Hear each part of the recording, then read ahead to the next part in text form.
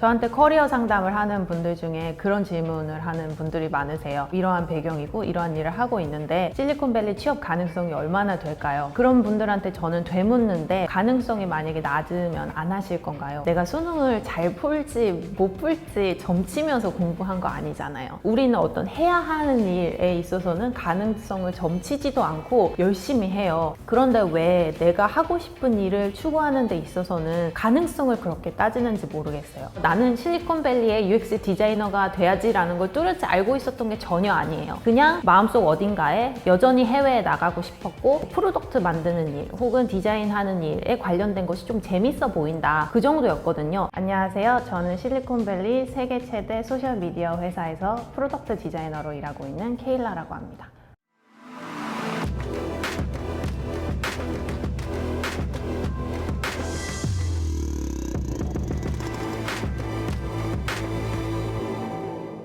대학생 때는 정치외교를 전공하고 경영을 부전공했는데요. 정치외교를 전공한 건 어린 마음에 세상을 바꾸고 싶다라는 열정이 있었던 것 같아요. 중요한 위치에 있는 사람이 돼야 세상을 바꿀 수 있고 그런 위치에 가려면 뭐 정치나 외교를 해야 된다라고 믿었던 것 같아요. 취준만 거의 2년 정도 한 것 같고 탈락을 정말 많이 했어요. 돌아오는 답변이 스펙도 없고 여자에다가 나이도 많고 정외과 출신이다.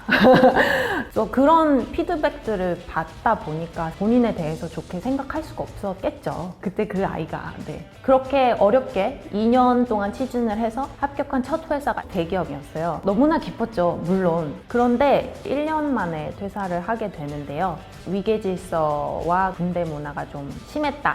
서로 싸울 때 잿더리가 날아다닌다라는 말이 돌 정도로 조금 살벌한 그런 환경이었어요. 이제 이 조직에는 오랫동안 발붙이기 어렵다. 그때를 계기로 내 인생의 결정을 어떻게 내려야 하냐에 대해서 다시 생각해 보게 된 것 같아요.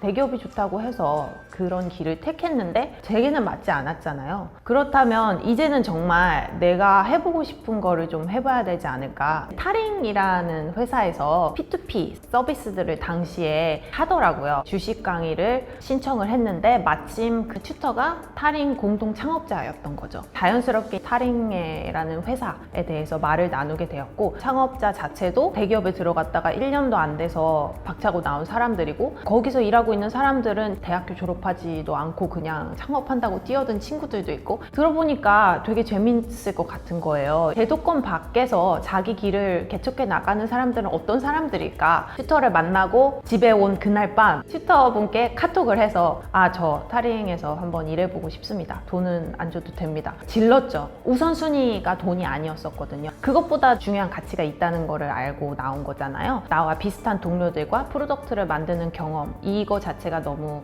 해보고 싶고 이거를 위해서라면 돈이란 가치는 조금은 희생돼도 상관없다 라는 마음가짐이었기 때문에 뛰어들게 된 것 같아요.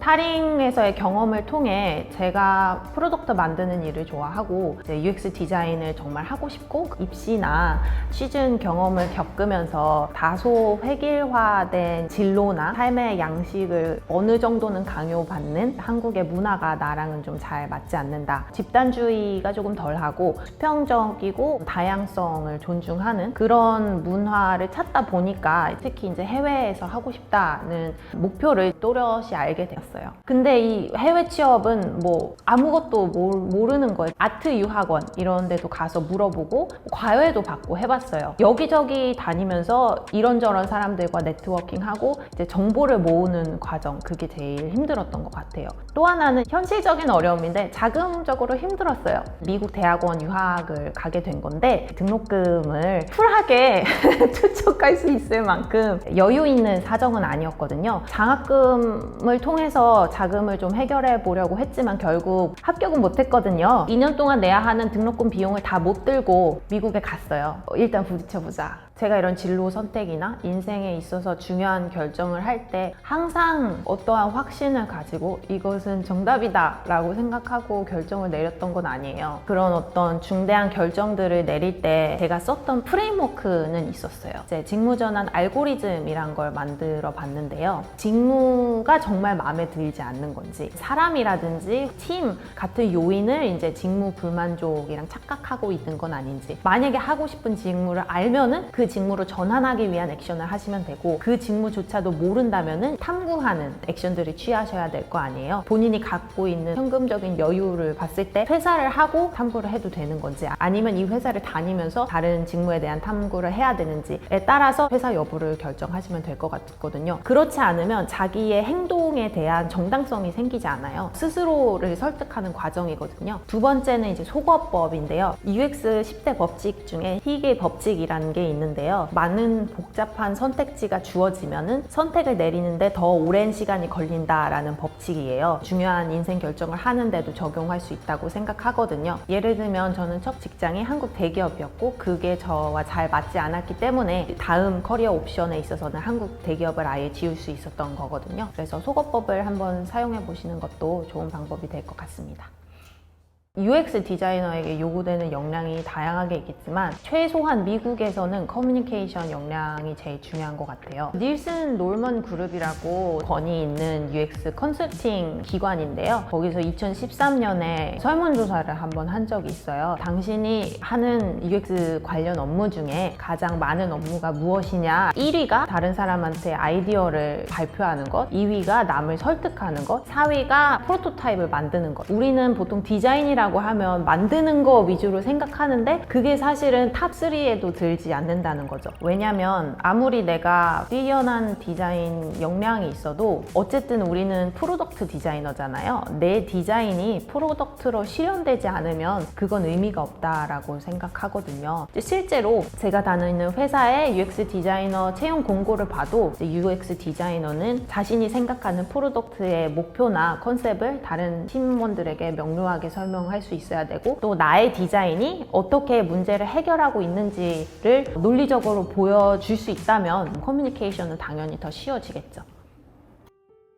저한테 커리어 상담을 하는 분들 중에 그런 질문을 하는 분들이 많으세요. 저는 이러한 배경이고 이러한 일을 하고 있는데 실리콘밸리 취업 가능성이 얼마나 될까요? 그런 분들한테 저는 되묻는데 가능성이 만약에 낮으면 안 하실 건가요? 내가 수능을 잘 풀지 못 풀지 점치면서 공부한 거 아니잖아요. 우리는 어떤 해야 하는 일에 있어서는 가능성을 점치지도 않고 열심히 해요. 그런데 왜 내가 하고 싶은 일을 추구하는 데 있어서는 가능성을 그렇게 따지는지 모르겠어요. 저도 대학교 졸업하면서 나는 실리콘밸리의 UX 디자이너가 돼야지라는 걸 뚜렷이 알고 있었던 게 전혀 아니에요. 그냥 마음속 어딘가에 여전히 해외에 나가고 싶었고, 이런 가치들은 내가 중요시하는 거임을 알았고, 또 뭐 프로덕트 만드는 일 혹은 디자인하는 일에 관련된 것이 좀 재밌어 보인다, 그 정도였거든요. 근데 그 목소리를 어쨌든 저는 들었어요. 그리고 그 목소리들을 포기하지는 않았거든요. 근데 이 목소리를 듣는 일조차 포기를 하면 그거야말로 가능성이 제로인 거예요. 첫 직장, 한국 대기업에서의 경험이 쉽지 않았어요. 그럼에도 불구하고 놓치지 않은 한 가지 생각이 있다면, 나 여기 있을 사람 아니야. 이거는 그냥 스쳐 지나가는 경험일 거야. 여전히 자존감 낮고 의욕은 낮았지만 자기에 대한 믿음을 포기하지 않은 게 어두웠던 시기를 버틸 수 있었던 유일한 힘이었던 것 같습니다. 마크 주커버그가 이런 얘기를 한 적이 있어요. 다양성은 우리 모두가 살고 싶은 공동체를 만들 수 있는 유일한 방법이기 때문에 지켜야 한다라는 말을 해요. 제가 가진 어떤 조건들이 한국에서는 장애물이 됐는데 미국에서는 오히려 다양한 배경, 다양한 경험을 쌓고 온 사람들을 선호하는 추세이거든요. 현재 보스, 또 저널리즘을 전공을 했고요. 디렉터는 인류학을 전공을 했고요. 세계적으로 유명한 디자이너들도 디자인 전공 출신이 아닌 경우가 많다는 거죠. 저는 영업을 할 때도 마케팅을 할 때도 결국 하는 일은 디자인이었다라고 생각을 하거든요. 왜냐하면 디자인은 궁극적으로 문제를 정의하고 솔루션을 제시하는 일이기 때문에 그런 의미의 디자인이라면 죽을 때까지 이제 계속 하고 싶고요. 제가 요즘 자주 하는 말이 직업은 가볍게, 일은 무겁게 라는 말이거든요. 좋은 디자인은 인간의 삶보다 오래 남더라고요. 그런 면에서 사람들의 인지나 생각하는 방식, 행동하는 양식까지 영향을 미치고 바꿀 수 있는 것이라고 생각하거든요. 세상을 바꾼다는 게 국위선양급의 대단한 일을 해야 되는 게 아니라 우리가 일상생활에서 내는 작은 흠집들이 모여서 세상을 바꿀 수 있는 거라고 생각하거든요. 우리가 살고 있는 시대는 너무나 디지털에 대한 의존성이 커서 신체, 정신 건강하고 인터넷을 무한대로 쓸 수 있는 그룹만이 유저 그룹이 아니거든요. 노인이나 장애인이나 심지어 유아들까지도 디지털 프로젝트를 쓰고 있어요. 신체 건강한 14세에서 60세만을 우리의 유저 그룹으로 상정을 하면 그 계층들은 모두 소외가 되어버리는 거죠. 인류에게 영향을 미치는 프로덕트에 일하는 디자이너일수록 자신이 갖는 파워에 대해서 인지를 하고 있어야 된다고 생각을 해요. 그런 맥락으로 봤을 때 다이버시티, 인클루전, 액세서빌리티 그런 가치들을 미치는 디자이너가 되고 싶고요. 더 많은 디자이너들이 프로덕트를 만들 때 소외대 계층이나 다양성에 대해서 한 번 더 고려를 해보게 된다면 그걸로 굉장히 기쁠 것 같아요.